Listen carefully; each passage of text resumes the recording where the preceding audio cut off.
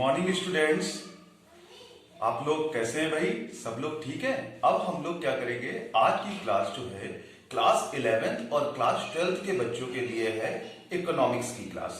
ठीक है, इकोनॉमिक्स में सबसे पहले हम लोग अगर बात करें तो सबसे पहले क्या बैंक क्या होता है, हमें इसके बारे में जानकारी लेनी होगी कि बैंक वास्तव में होता क्या है। देखिए, बैंक एक ऐसा संस्थान होता है जहां पर क्या करते हैं, हम लोग पैसे को डिपॉजिट कर सकते हैं, अपने पैसे की सेविंग कर सकते हैं, बैंक से हम लोन ले सकते हैं।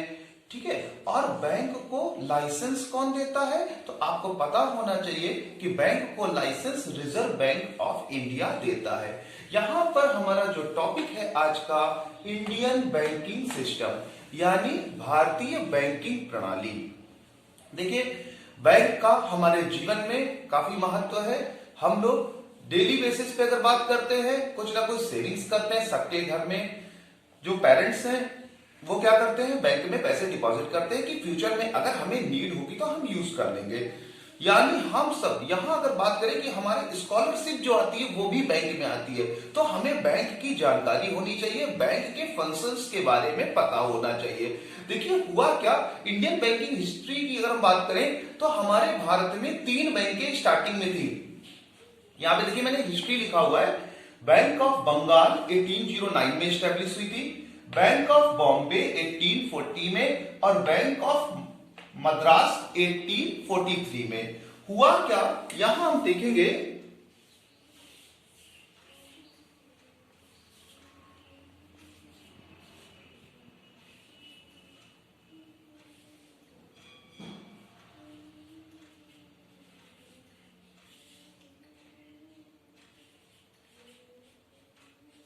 देखिए यहां पर मैंने भारत का नक्शा बनाया हुआ है, साउथ इंडिया का पार्ट हमने ड्रॉ किया है। यहां बीओबी मतलब बैंक ऑफ बॉम्बे, बीओबी यहां बैंक ऑफ बंगाल और यहां बीओएम बैंक ऑफ महाराष्ट्र।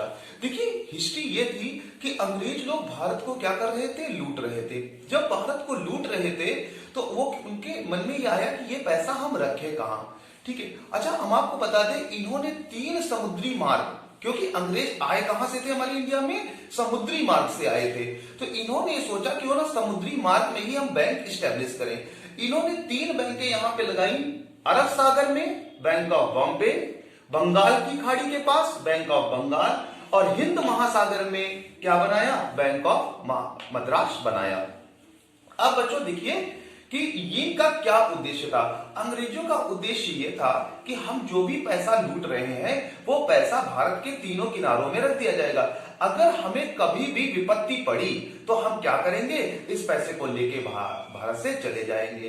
लेकिन हुआ क्या, अंग्रेज जब अपने पानी के जहाजों से अब यात्रा करते थे, अपने देश की तरफ जाते थे, तो इनको कुछ लुटेरे, जो समुद्री लुटेरे कहे जाते थे, वो इनके जहाज को लूट लेते थे, जिससे क्या, जो पैसा ये अपने देश ले जाना चाहते थे वो पैसा कहीं ना कहीं दूसरे देश के लोगों तक ना पहुंच पाया और बीच में ही समुद्री लुटेरों ने उसको लूट लिया।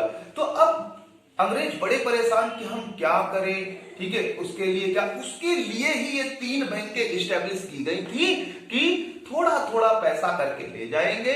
जब समुद्री लुटेरों को पता चल जाएगा अरे ये तो खाली हाथ आते हैं, बहुत कम पैसा लेके आते, तो वो हमें लूटना ही बंद कर देंगे। देखिए, अंग्रेज बहुत समझदार थे, बहुत दिमाग लगाते थे, हर चीजों पर उनका क्या था, एक कंसेप्ट रखा होता था। अब देखिए, अब हुआ क्या, after some time Bank of Bengal and Bank of Maharashtra ये बैंकें लॉस में जाने लगी। तो अंग्रेजों ने क्या किया, इन दोनों बैंकों को मर्ज करके बैंक ऑफ बॉम्बे में मर्ज कर दिया। अच्छा, बैंक ऑफ बॉम्बे में जब अंग्रेजों ने मर्ज किया तब उनके दिमाग में यह था, क्या भविष्य में ऐसा होगा कि बैंक ऑफ बॉम्बे भी आपकी क्या हो जाए, लॉस में चली जाए। तो उसके लिए इन्होंने क्या किया, एक पेरेंट ऑर्गेनाइजेशन, जो बैंक का पेरेंट ऑर्गेनाइजेशन है जिसका नाम था रिजर्व बैंक ऑफ इंडिया, ये स्टैब्लिश किया। और रिजर्व बैंक ऑफ इंडिया जो देन थी वो किसकी थी, अंग्रेजों की ही देन थी, क्योंकि उन्होंने कहा कि एक ऐसी बैंक बनाई जाए जो बैंक क्या करेगी, हमारी जितनी भी बैंकें भारत में भविष्य में खोली जाएंगी उनको गाइड करे, उनको गाइडलाइंस दे, ठीक है, वो सही से ऑपरेट हो, वो लॉस में न जाने पाए, ऐसा सब सिस्टम के लिए उन्होंने एक पेरेंट बैंक बनाई, जिस पेरेंट बैंक का नाम पड़ा आरबीआई या reserve Bank of India. Clear हुआ सब लोगों को? अब हम लोग आगे देखते हैं क्या हुआ। आपके पेपर के लिए ये इंपॉर्टेंट है, बैंक एसएससी रेलवे के लिए इंपॉर्टेंट है, हमारे कॉमर्स के स्टूडेंट्स के लिए इंपॉर्टेंट है कि पहली 3 बैंकें कौन थी भारत में। तो Bank of Bengal 1809, Bank of Bombay 1840, Bank of Madras 1843। आगे बात करते हैं हम लोग बैंकिंग की फील्ड में कि देखिए बैंकिंग को अगर हम बिजनेस करना चाहते हैं बैंकिंग का भारत में, तो आरबीआई की गाइडलाइंस को फॉलो करना पड़ेगा। जैसे मैं एक एग्जांपल देता हूं आपको, नो योर कस्टमर। आपने सुना होगा एक बैंक में इस समय केवाईसी मांगा जाता है, यानी अपने कस्टमर के बारे में सारी जानकारी होनी चाहिए। क्यों?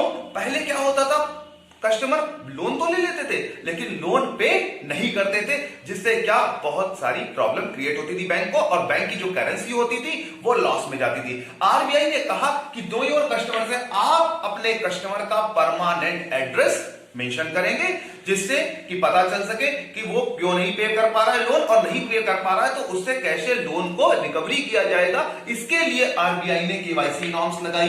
ठीक है, अब देखिए हम लोग बात करते हैं प्रतियोगी परीक्षाओं की या हमारे कॉमर्स स्टूडेंट्स के लिए कि कौन कौन सी बैंकें भारत में काम कर रही थी, कौन सी ओल्डेस्ट बैंकें हैं। तो देखिए 1770 यहां पर बैंक ऑफ हिंदुस्तान भारत का पहला बैंक था जिसे बॉम्बे में इस्टेब्लिश किया गया था। दूसरे अगर बात करें 1865 इलाहाबाद बैंक, 1865 में इलाहाबाद बैंक जो कि ओल्डेस्ट कॉमर्शियल बैंक थी। कई बार पेपर में आया क्वेश्चन, कंपटीशन में आया क्वेश्चन, रेलवे बैंक एसएससी पूछता है कि ये बताइए सबसे ओल्डेस्ट कॉमर्शियल बैंक कौन सी है, तो आपको पता होना चाहिए कौन सी बैंक है, इलाहाबाद बैंक। आगे बात करते हैं 1881 Awadh commercial bank. Awadh commercial bank जो है first limited liability bank managed by Indians. देखिए स्टूडेंट्स, होता क्या था कि जब पहले बैंक स्टेब्लिश होती थी तो अंग्रेज लोग और भारतीय लोग मिल करके बैंक को चलाते थे, यानी अंग्रेज में रिच पर्सन जो होते थे और जो हमारे भारत के रिच पर्सन होते थे वो मिलकर के बैंक को चलाते थे।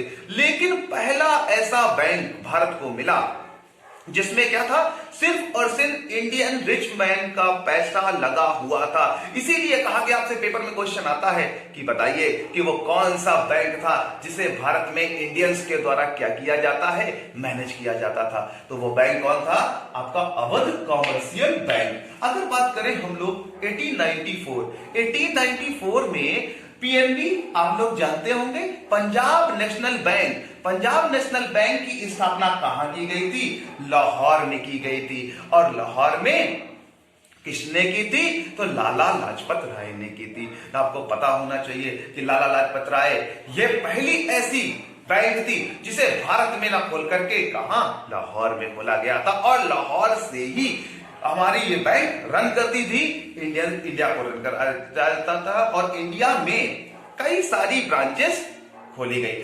अगर बात करें प्रेजेंट टाइम में पंजाब नेशनल बैंक का हेडक्वार्टर कहां है, तो पंजाब नेशनल बैंक का हेडक्वार्टर नई दिल्ली में। इतना क्लियर हुआ आपको। अब बात करते हैं जब तीनों बैंकें मर्ज हुई थी, तीनों बैंकें क्या हुई थी, मर्ज हुई थी, तो वो एक सिंगल बैंक बनी थी जिसका नाम था बैंक ऑफ बॉम्बे। और आगे चल के उसी को अंग्रेज लोगों ने क्या नाम दे दिया, imperial bank of India. Imperial bank कब आई थी भारत में, 27 जनवरी 1921 को इंपीरियल बैंक की स्थापना हुई। और इंपीरियल बैंक जो कि वर्तमान में काम कर रही है भारत की एज ए ब्रांडेड बैंक, जिसका नाम पड़ा स्टेट बैंक ऑफ इंडिया। 1955 में ये नाम आपका चेंज हो गया था, क्या पड़ा था, स्टेट बैंक ऑफ इंडिया। इतना क्लियर हुआ सब लोगों को। देखिए स्टेट बैंक आपको पता है, Rajneesh Kumar is the chairman of State Bank of India. जो मोस्टली अगर बात करें भारत के हर शहरों में स्टेट बैंक की ब्रांचेस हैं। आप लोगों के भी स्टेट बैंक में अकाउंट होंगे। तो स्टेट बैंक ऑफ इंडिया जो काम कर रही है हमारे भारत में, और भारत के साथ साथ जो बाहर के देश हैं वहां पर भी हमारी state Bank of India proper काम कर रही है। लोगों के पैसे को डिपॉजिट करती है, लोगों को लोन की सुविधा प्रोवाइड करती है, लोगों के डिपॉजिट्स रखती है, फिक्स्ड डिपॉजिट करती है, रिकरिंग डिपॉजिट करती है, एटीएम की सुविधा देती है। ठीक है, उसके बाद आपका अगर गोल्ड को रखना हो बैंक में एज ए लॉकर सुविधा प्रोवाइड करती है। तो बैंक कई सारे फंक्शन हमारी करती है। ठीक है, तो आज की क्लास में हमने क्या सीखा, बैंक होती क्या है, भारत की कौन कौन सी पुरानी बैंकें थी, कौन कौन सी बैंकें बाद में बनी हैं, और बैंक जो है उसके क्या फंक्शन हैं। तो आज की इस क्लास में हम लोगों ने बैंक के बारे में स्टडी करी है। ठीक है, आगे ऐसे ही हम लोग क्लास 11th, क्लास 12th और कंपटीशन के बच्चों के लिए इकोनॉमिक्स की क्लास लाते रहेंगे। आप हमारे चैनल लेट्स क्रैक इट को लाइक करिए, शेयर करिए, सब्सक्राइब करिए, जिससे ज्यादा से ज्यादा बच्चे बैंक, एसएससी, रेलवे और स्कूलिंग लेवल में जो पॉइंट्स हमारे लिए इंपॉर्टेंट हैं परीक्षा के दृष्टिकोण से, पेपर के लिए, वो हम अभी से क्यों ना तैयार करते चलें, जिससे हमारे पेपर क्रैक हो सके। Thank you students.